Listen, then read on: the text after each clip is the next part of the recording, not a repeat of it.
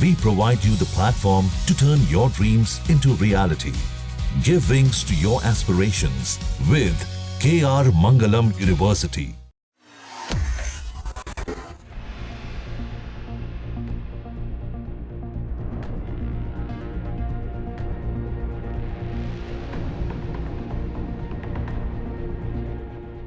अहमदाबाद में हुए air India 171 यानी एयर इंडिया 171 विमान हादसे की प्रारंभिक जांच रिपोर्ट सामने आ गई है और इसमें कुछ ऐसे सच पता चले हैं, ऐसे खुलासे हुए हैं जो वाकई हैरान करने वाले हैं। आखिर कौन है उस विमान हादसे का जिम्मेदार?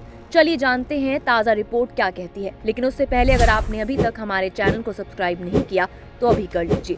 फटाफट खबरों को देखने के लिए आप अपने फोन में दैनिक जागरण ऐप को इंस्टॉल कर सकते हैं। यहाँ आपको सटीक और सही खबरें मिलेंगी। तो चलिए बढ़ते हैं खबर की ओर।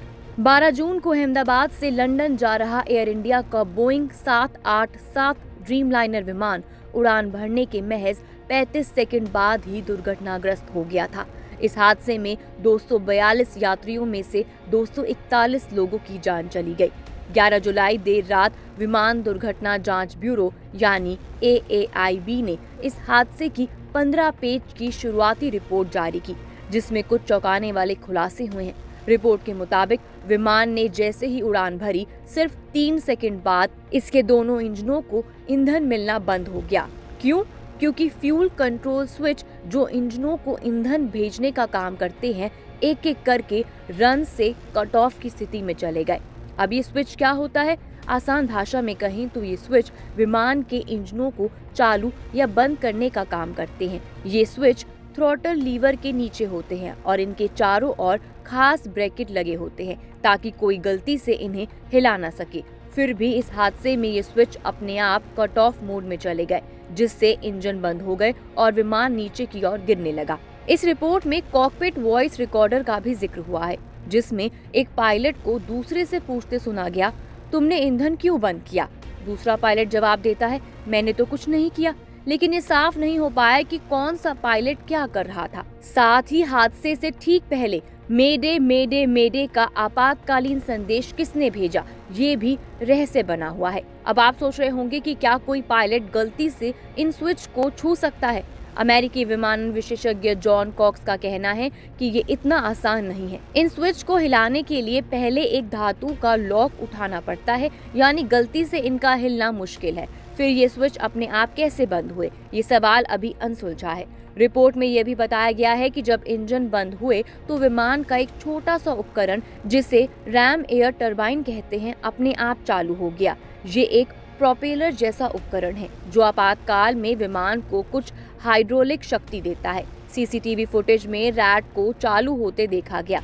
पायलटों ने इंजनों को फिर से चालू करने की कोशिश भी की। N1 या इंजन 1 आंशिक रूप से ठीक हो गया, लेकिन इंजन 2 टक्कर से पहले ठीक नहीं हो पाया। विमान सिर्फ 32 सेकंड तक हवा में रहा और फिर रनवे से करीब 0.9 नॉटिकल मील दूर एक हॉस्टल में जा गिरा।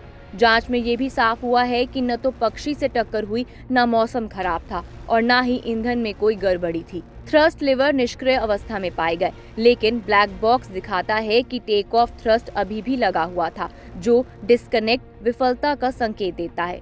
ईंधन परीक्षण में साफ पाया गया और ईंधन भरने वाले स्रोतों से कोई संदूषण नहीं था। संदूषण मतलब इसमें हवा, पानी या मिट्टी में हानिकारक पदार्थों का मिलना शामिल है, जो पारिस्थितिक तंत्रों के लिए हानिकारक हो सकता है। फ्लैप सेटिंग 5 डिग्री और गियर डाउन टेक ऑफ के लिए सामान्य थे। AAIB की रिपोर्ट में कहा गया कि पायलट साफ छवि वाले थे, पिछली कोई खराब हिस्ट्री नहीं थी और दोनों हेल्थ वाइज स्वस्थ थे और उन्हें इस प्रकार के विमानों का पर्याप्त अनुभव भी था। लेकिन एक बात जो चिंता बढ़ाती है वो ये है कि फ्यूल कंट्रोल स्विच में पहले से ही कुछ खराबी की आशंका थी। अमेरिकी विमानन प्राधिकरण ने इसके बारे में पहले चेतावनी दी थी, लेकिन एयर इंडिया ने इसकी जांच नहीं की। हालांकि तोड़फोड़ का कोई सबूत नहीं मिला और विमान का वजन और संतुलन भी सामान्य था।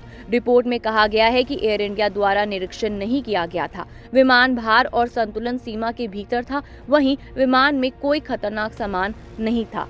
नागरिक उड्डयन मंत्री के राम मोहन नायडू ने कहा है कि जांच पूरी पारदर्शिता के साथ हो रही है। उन्होंने कहा AAIB को अपना काम करने दे। इस हादसे ने कई सवाल खड़े किए हैं और अब सबकी नज़र इस बात पर है कि आखिर ये स्विच अपने आप कैसे बंद हुए और इस त्रासदी के पीछे का असली कारण क्या है।